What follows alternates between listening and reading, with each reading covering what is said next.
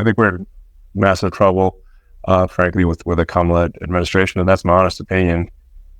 Kamala is moderate when she, in fact, is not moderate.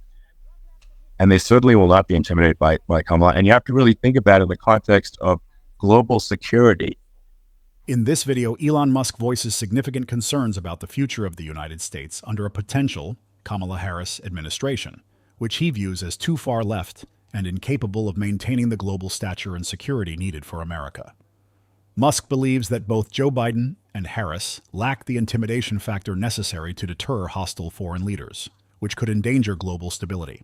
He argues that the portrayal of Harris as a moderate is misleading and feels that the Biden administration has already leaned further left than expected. Musk emphasizes that strong leadership is essential, and he strongly advocates for Donald Trump as the better candidate to guide the country at this critical juncture. Musk touches on issues like the need for secure borders, safe cities, reducing government overreach, and removing unnecessary regulations to boost economic prosperity. He is also critical of external attempts at censorship, especially from organizations outside the U.S., and raises concerns about disinformation and government control. In addition, Musk stresses the importance of free speech and transparency, praising platforms like X, formerly Twitter, for enabling open dialogue and countering misinformation in real time. He also expresses worry about long-term existential threats, particularly the declining birth rate, which he sees as a critical issue for humanity's future. Overall, Musk presents himself as someone who was once politically moderate, but now believes the country is at a pivotal point, requiring decisive action and a move away from left-leaning policies, particularly those he associates with Kamala Harris. I think people are not going to be, and they obviously have not been at all intimidated by Biden, and they certainly will not be intimidated by Kamala. And you have to really think about it in the context of global security. That's if the American president is someone that, like, evil dictators are scared of, that makes a huge difference to the security of the world. I think it's just worth emphasizing, to listeners, the immense importance of whether the United States president is intimidating or not intimidating, and how much that matters to global security. Because there's some real tough characters out there, and if they don't think the American president is tough, they will do what they want to do. Obviously, what's happening sort of overnight is they're rewriting history and making Kamala sound like a moderate when in fact she is far left. Kamala is moderate when she in fact is not moderate. I think it's a massive. I think we're in massive trouble, frankly, with the Kamala administration, and that's my honest opinion. And I think really it's essential that you win for the good of the country this election, and that's understating my opinion. Now, you may have seen this, but I got a letter from the EU Commission, like saying, to not have disinformation on during this discussion that we're having, and there's a lot of attempts to do censorship and to force censorship even on Americans from other countries, and I think a lot of people thought the Biden administration would be a moderate administration, but it's not, and obviously, but we were just going to see an even further left administration with Kamala. That's my honest opinion. Her dad is literally. She was brought up as an actual. Her dad is a Marxist economist. You can Google it. It's not we're not making this up. That's how she was brought up. So, and we want to have a future that is prosperous. And I think we're just at this critical juncture. And I think this is a case of America is kind of at a fork in the road, and I think it will take if the path, like, you are the path to prosperity, and I think Kamala is the opposite. Then that's my honest opinion. I'm gonna get attacked like crazy, and I've also experienced quite a bit of lawfare myself, but I'm just trying to tell people my honest opinion, and I haven't been really active in politics before, and I'm just trying to point out that my track record historically has been moderate, if not moderate, slightly left, and so this is to people out there who are in the moderate camp to say, I think you should support Donald Trump for president. And I think it's actually a very important junction in the road, and we're in deep trouble if it goes the other way. Yeah, I mean, if I could summarize it, perhaps, I think these are issues that I think most people in America would agree with, which is that we want safe and clean cities, we want secure borders, we want sensible government spending, we want to restore both the perception and reality of respect in the judicial system, stop the lawfare, and I think that's like, and how are those even right-wing positions? I think those are that's just common sense. Kamala was the border czar. Now she's denying it. Everything that I do, she's saying she was strong on the border. We're going to be strong. Well, she doesn't have to say it. She could close it up right now. They could do things right now. It's horrible. No tax on tips. And all of a sudden she's making a speech and saying there will be no tax on tips. I said that months ago. And by the way, they had just the opposite. They had not only tax on tips, but they hired 88,000 IRS agents, and many of them were assigned to go get waitresses and caddies and all of this on tips. They have a policy. They had a policy that they were really going to go after you, and were really harassing people horribly.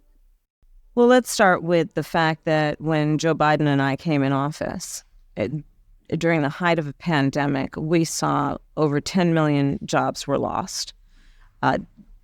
Literally, we were all tracking the numbers. Hundreds of people a day were dying because of COVID. The economy had crashed. In large part, all of that because of mismanagement by Donald Trump of that crisis. When we came in, our highest priority was to do what we could to rescue America. And today, we know that we have inflation at under 3%. A lot of our policies have led to the reality that America recovered faster than any wealthy nation around the world. But you are right. Prices, in particular for groceries, are still too high. Prices have gone up. And families and individuals are dealing with the realities of that bread costs more, that gas costs more. And we have to understand what that means. That's about the cost of living going up. That's about having to stress and stretch limited resources. That's about a source of stress for families that is not only economic, but is on a daily level, something that is a heavy weight to carry. So it is something that we take very seriously, very seriously. And we know from the history of this issue in the United States that when you see these prices go up, it has a direct impact on the quality of life for all people in our country. So it's a big issue, and we take it seriously. And it is a priority, therefore. So we have addressed it in a number of ways. One of the issues that we know is related to this is the supply chain issue that we just discussed. And so on a domestic level, in terms of domestic policy, one of the approaches we have taken is to work with labor unions and to work with municipalities in opening back up and extending the hours of our ports. There are actually three I have in mind: Los Angeles, Long Beach, and Savannah. And in fact, part of the infrastructure bill benefit is most recently what we will do to assist Savannah in broadening their ability to be an active port. And we've seen a reduction in the container ships off of the Long Beach and LA ports because of what we have done, which is to extend, as you know, to extend the hours to now 24 hours a day, 7 days a week. But there is also a point that is important to make on the Build Back Better framework. One, it is designed to make it less expensive for working people to live. It was specifically designed to bring down the costs of childcare and increase accessibility and availability. Designed to bring down the cost of elder care and make it available to all those working families that need that support and need that help. And Build Back Better is not going to cost anything. We're paying for it. So when we can get Build Back Better passed, and we are optimistic that we will, the American people will see costs actually reduced around some of the most essential services that they need to to take care of their basic responsibilities, including issues like childcare and elder care, and also preschool. And that's an important point to mention also. And in fact, I had some conversations here in France, including with the Minister of Education in France, about the, again, global impact of the pandemic on childcare, but also on education, and in particular for our youngest children. Universal pre-K, when we're able to do that, 3 and 4 years old, getting education at no cost, what that is going to do in terms of not only supporting working families who otherwise can't afford to put their kids in a private situation and otherwise don't have it available, that's going to have a huge impact on lowering the cost for families. So that is a big part of our agenda, and I think it's important to also stress that it's not going to cost anything for the American taxpayer. Well, like I said, at a government level, I think that there should be a regulation removal department, and probably some. When you pass new laws, they should have some kind of sunset, perhaps, that they need to be reaffirmed before they are, or they expire.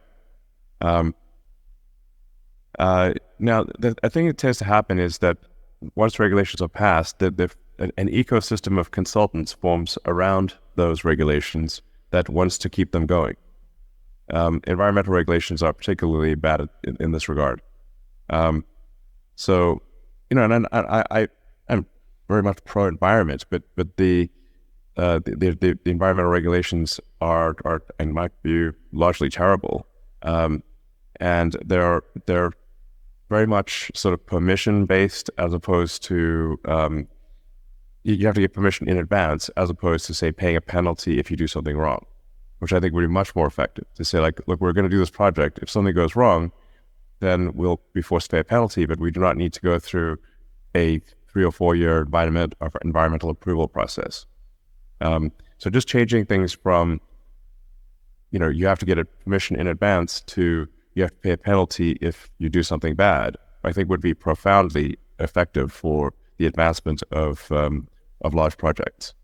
But just in general, I think governments around the world should be actively deleting regulations, questioning whether departments exist. Obviously, President Belay I think, seems to be doing a fantastic job on this front, just deleting entire departments. Fantastic. This election, I do strongly believe, is about 2 very different visions for our nation. One, ours, focused on the future, and the other, focused on the past. We see that contrast clearly in many ways, including when it comes to how we think about the economy. So our country has come a long way since President Biden and I took office. At that time, we sadly remember the millions of Americans that were out of work. We were facing one of the worst economic crises in modern history. And today, by virtually every measure, our economy is the strongest in the world. We have created 16 million new jobs. We've made historic investments in infrastructure, in chips manufacturing, in clean energy. And new numbers this week alone show that inflation is down under 3%. And as President of the United States, it will be my intention to build on the foundation of this progress. Still, we know that many Americans don't yet feel that progress in their daily lives. Costs are still too high. And on a deeper level, for too many people, no matter how much they work, it feels so hard to just be able to get ahead. As president, I will be laser focused on creating opportunities for the middle class that advance their economic security, stability, and dignity. Together, we will build what I call an opportunity economy. An economy where everyone can compete and have a real chance to succeed. Everyone, regardless of who they are or where they start, has an opportunity to build wealth for themselves and their children.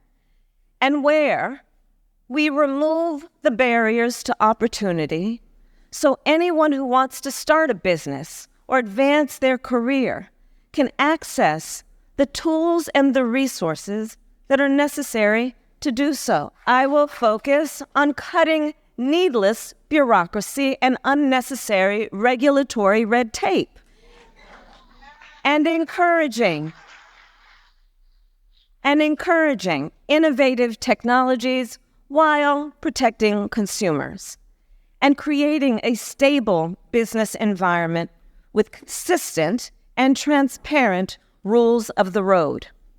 As president, I will bring together labor with small businesses and major companies to invest in America, to create good jobs, achieve broad-based growth, and ensure that America continues to define the future and lead the world.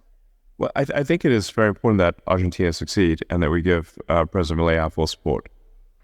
And my prediction is that unless President Milei is stopped in some way from taking the actions that he wants to take, that Argentina will have a massive growth in the economy, and there will be far more prosperity and optimism about the future than there has been perhaps in 100 years. Well, from everything I've read, he's making all the right moves.